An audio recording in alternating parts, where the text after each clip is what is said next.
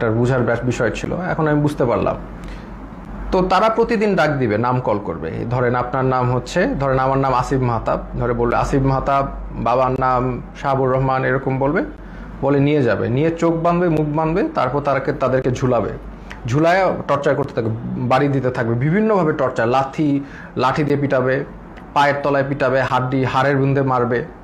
মানে মানুষের শরীর নীল অবস্থায় তারা ফিরে যায়, নীল সারা শরীর মারতে মারতে রক্ত জমাট বেঁধে নীল অবস্থায় এক একজন লোক ফিরে জাস্ট। এবং তারা সাইকোলজিক্যালি একদম মানে অবভিয়াসলি নর্মাল না, কারণ তারা এখন নাম শুনলে, তাদের নামটা ডাক দিলে তারা ভরকায় ওঠে যে এখন মনে হয় তাদেরকে নিয়ে টর্চার করবে। তো এইরকম অবস্থা আমি দেখলাম বিষয়টা, যে এরকম চলছে। তো এখন এরকম চলছে, আমি তো বুঝলাম যে হয়তোবা আমার সাথেও এরকম করবে, তারা তো বলেই দিছে আমাকে পাটা ভেঙে দিবে। তো এরকম একটা করবে এবং সবার সাথেই করছে। স্পেশালি জামাতের যারা আছে তাদেরকে, মানে জামাত যেহেতু বলে ফেলছে একবার, তাদেরকে মানে অমানবিকভাবে টর্চার করছে জামাত। আর নূর ভাইয়ের সাথেও ওখানে দেখা হলো, নূর ভাইরে বললাম কি অবস্থা, তো নূর বলল যে ভাই আমাকে তো অনেক মারছে, হাত দিয়ে দেখালো, হাত নীল হয়ে গেছে। তো এই হচ্ছে সিচুয়েশনটা। আর ওখানে তো মানে আর সবসময় তো লাইট, বাইরে যে একটা আলো, বাইরে যে বৃষ্টি পড়তেছে নাকি এটা আমরা গেস করা শুরু করলাম যে বাইরে আদৌ বৃষ্টি পড়ছে কিনা, কারণ মোটা ওয়াল, কোনো উইন্ডো নাই, কোনো বাইরের কোনো আলো বাতাস তো আমি জানি নাকি, ভিতরের মধ্যে থাকি আমরা বদ্ধ ঘরে, শুধু আলো আর এই যে কনস্ট্যান্ট সাউন্ড, মানে এই একটা অবস্থা। তো এরকম যাচ্ছে, এরকম একটা অবস্থা যাচ্ছে।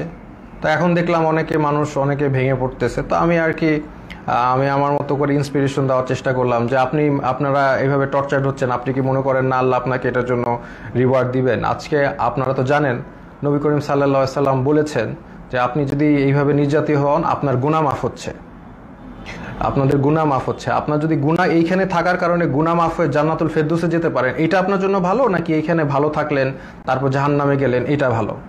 তো এইভাবে আমি সবাইকে একটু ইন্সপায়ার করার চেষ্টা করলাম, মোটিভেশন দেওয়ার চেষ্টা করলাম। আর আমার নিজের তো হেলথ কন্ডিশন ডিটোরিয়েট করতেছে প্রোগ্রেসিভলি, আর ওয়াশরুমের ইস্যুটা তো ছিলই। তো এইরকম একটা অবস্থায় সবাইকে মানে মোটিভেট করছি আমি। আর আমার নিজেরও তো ওই যে ফার্স্টের দিন যেভাবে আমার মুখে ফেসে হিট করেছে, এই পরে তো আমার একটা দিন জ্বরই ছিল, আমি শুয়েছিলাম।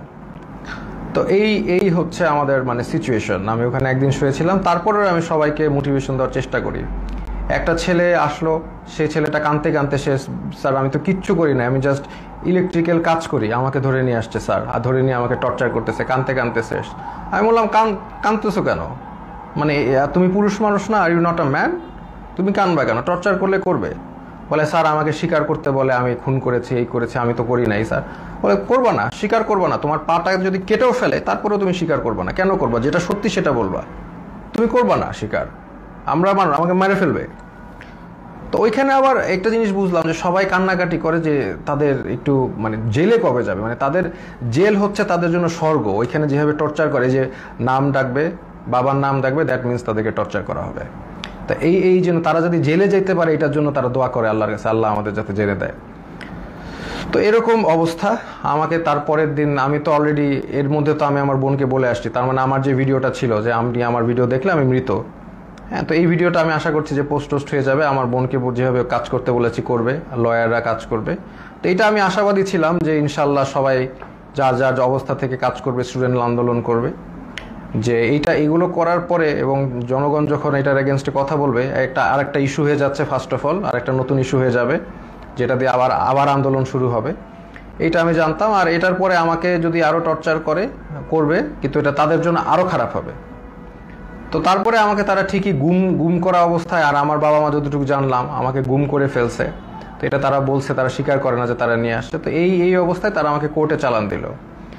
তো আমি চিন্তা করলাম যে কোর্টে যেহেতু যাচ্ছি, এখানে মিডিয়া পাইলে আমি আমার এক আঙ্গুল দেখাবো, শাহাদাত, এক উম্মা, আমরা এক উম্মা, হ্যাঁ, আমার গায়ে আমরা সবাই এক।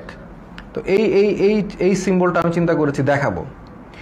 তো আমি জানি যে এগুলো দেখালে তারা আমাকে আরো অনেক নির্যাতন করতে পারে, দেখাইলাম, কারণ এটা আমি তো জানি জনগণ বুঝবেন যে আমি এক আল্লাহ, এক রসুল, এক উম্মা, এই কথাটা আমি বুঝাতে চাচ্ছি যে আমরা সবাই এক। আমার অত্যাচার যা হলে হবে, এই অত্যাচারের কারণে যদি আপনারা স্বাধীনতা পান, এই জুলুমের থেকে মাফ পান, তাহলে আলহামদুলিল্লাহ, নো প্রবলেম, আমাকে অত্যাচার করুক। তো আমি ডিসিশন নিয়ে নিলাম এক দেখাবো। তা আমার সাথে ওই জগন্নাথের আরিফ ছেলেটা খুবই সাহসী ছেলে, ও আমার সাথে কেসটা দিল, মামলা দিল, আমরাও গেলাম, আমি ওকেও বললাম যে আমি এক দেখাবো। তো এই অবস্থায় এই এক উম্মা শাহাদাতের আঙ্গুল দেখিয়ে আমি ওই কোর্টে দেখালাম, এবং কোর্টে আমাকে সম্পূর্ণভাবে মানে কোর্টের যে জাজ তিনি আমাকে দেখে চিনলেন, চিনে বললেন আপনাকে ওখানে দাঁড়ানো লাগবে না, আপনি বসেন। তো উনি আমাকে বসালেন, কিন্তু তারপরেও ওই মিথ্যা মামলাটা দিলেন যে আমি নাকি সেতু ভবন ভাঙচুর করেছি, যেটার মানে কোনো মানে এটা জোক, মানে এটা যে কলাপস করছে সোসাইটি ওখানেই প্রমাণ যে এরকম একটা মিথ্যা মামলা যেটার কোনো তথ্য নাই, প্রমাণ, এটা বলাই আসলে সময় নষ্ট। তো এই মিথ্যা মামলা উনি মানে জাজ আমাকে দিলেন, আর আমাকে আবার 6 দিনের রিমান্ড মঞ্জুর করলেন। তো ওই 6 দিনের রিমান্ড আবার গেলাম, আর এই সময়টা অনেকের সাথে পরিচয় হলো।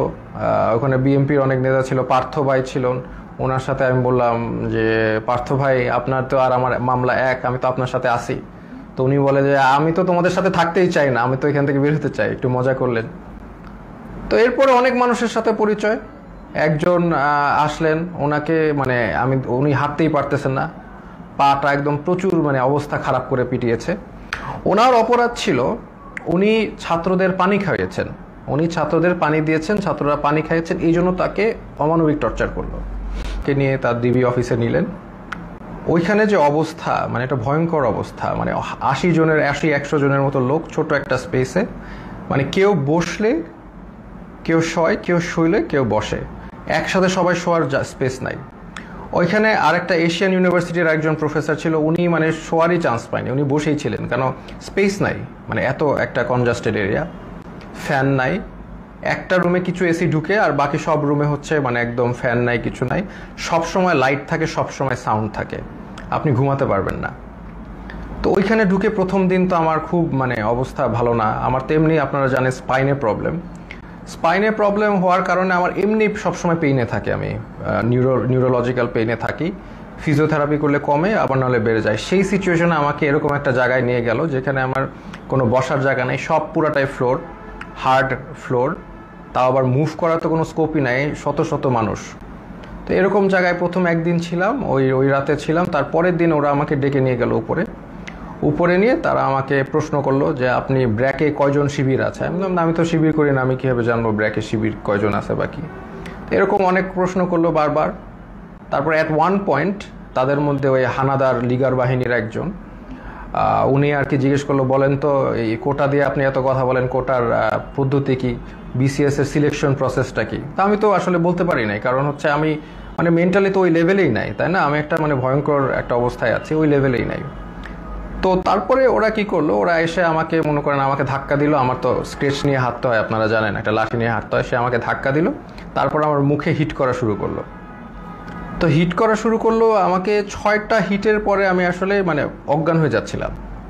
তো অজ্ঞান হয়ে যাচ্ছিলাম, তারা আমাকে বলে না ডোন্ট এরকম করে আমাকে দাঁড় করাইলো, আবার 2-4 বার হিট করলো। তো তারপরে তারা আমাকে মানে বললো যে আপনি তো খুব খারাপ জায়গায় আসছেন, আপনার বাম পায়ে প্রবলেম, ওই ডান পাকে আমরা একদম ইয়ে করে আপনাকে পুরোপুরি লুলা বানাই দেবো। তো এরকম একটা কথা বললো, এবং আরেকজন লাঠি নিয়ে আসলো আমাকে মারবে, পরে ওরা লাঠি দিয়ে হিট করে নাই, না করে আমাকে ওই জায়গায় আবার সেই জায়গায় যেখানে রাখে সেখানে নিয়ে গেল। তো ওই জায়গায় আবার আমার থাকা শুরু হলো। মানে ওইখানে এমন একটা জায়গা, বললাম তো, কেউ যে এটা ফার্মের মুরগির মতো, ওইখানে কেউ মুভ করতে পারে না, কারণ এত মানুষ, এত শর্ট জায়গায় মুভ করার, কেউ হাঁটার কোনো সিস্টেম নাই। ওই যে আমি বললাম আপনাদের, কেউ শুলে কেউ বসে, কেউ বসলে কেউ শোয়, মানে আর সবসময় লাইট আর সাউন্ড কন্টিনিউয়াস, ঘুমানোর কোনো স্কোপ নাই। ওইখানে সবচেয়ে ভ্যালুয়েবল রিসোর্স হচ্ছে একটা বোতল, কারণ আমরা তো ফ্লোরের মধ্যে তো ওখানে তো হার্ড ফ্লোর, ওইখানে কেউ যদি একটা বোতল পায় আলহামদুলিল্লাহ, মানে এটা মানে ভ্যালুয়েবল রিসোর্স। তো ওই বোতলটার উপরে তারা মানুষ মানে পেলে যে খুশি। তা আমাকে অনেকে চিনেছে, ওইখানে চেনার কারণে দেখা যাচ্ছে 2 দিনের মধ্যে আমি একটা বোতল ম্যানেজ করলাম মাথায় দিয়ে শোয়ার জন্য ফ্লোরে, এই একটা অবস্থা। তো আরেকটা বিষয় হচ্ছে ওইখানে 80 জনের একটা টয়লেট, আর আমার তো এমনি যেহেতু হাই কমোড ইউজ করতে হয়, বিকজ আমার মানে স্পাইনে প্রবলেম আছে, তো ওইখানে লো কমোড, তাও আবার 80 জনের জন্য একটা, 100 জনের জন্য একটা। তো এত লোকের একটা কমোড তো বুঝতেই পারছেন কেউ ইউজ করতে পারে না ওইভাবে। সো আমি খাওয়া কমিয়ে দিলাম, because I have to go to the washroom, এটা তো যাওয়া যাবে না। আমি খুব কম খাওয়া শুরু করলাম যাতে টয়লেটে না যাওয়া লাগে। আর আরেকটা বিষয় হচ্ছে টয়লেটে ইউজ করে সাবানও তারা প্রোভাইড করে না কোনো রকম। সো এইরকম একটা কন্ডিশনে আমরা যাচ্ছি। আর এরপর থেকে আর কি আসলে জিনিসটা বুঝলাম যে বিষয়টা কি আসলে বুঝার। প্রথম আপনারা অনেকেই প্রশ্ন করছেন, আমি একটা স্ট্যাটাস দিয়েছিলাম যে এই উম্মা কি এক না এই উম্মা বিভক্ত। আমি স্ট্যাটাসে বলেছি যে আমাকে ধরলে আপনারা কি করবেন। এটা কেন বলেছি, আমি কেন আগের থেকে এই কথাটা বলবো বা এর উত্তর হচ্ছে আমি আসলে আগের থেকে জানতাম আমার নাম হানাদার লিগার বাহিনী, আমার নাম এসেছে। প্রথমে গল্পের শুরুটা হচ্ছে আমি একটা টাইমে দেখা যাচ্ছে আন্দোলনটা দমে যাচ্ছিল, তো তখন সাদিক ভাই উনি আমাকে আসলে বলেন যে আমরা কি করতে পারি এখন, মানে আপনাকে ধরলে হয়তো বা আন্দোলনটা আরও চাঙ্গা হবে। তাই আমি বললাম না, আমাকে ধরার সম্ভাবনা কম, এটা আমাকে ধরা তো বোকামি হবে, কারণ আমাকে ধরলে জনগণ আন্দোলন করবেই।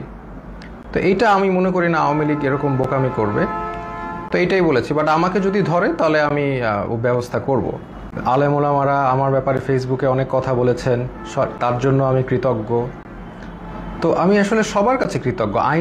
অনেক আইনজীবী আমার জন্য দাঁড়িয়েছে, তাদের কাছে আমি কৃতজ্ঞ। এমনকি কিছু পুলিশ আমার নিয়ে তারাও প্রতিবাদ করেছেন যে আমাকে কেন ধরা হলো। তো সব কিছু নিয়ে আমি সবার কাছে কৃতজ্ঞ। তাই এর বিনিময়ে আমি হয়তোবা কিছু দিতে পারবো না, হয়তোবা একটা গল্প দিতে পারবো। আমি আপনাদের কাছে একটা গল্প প্রেজেন্ট করতে এসেছি।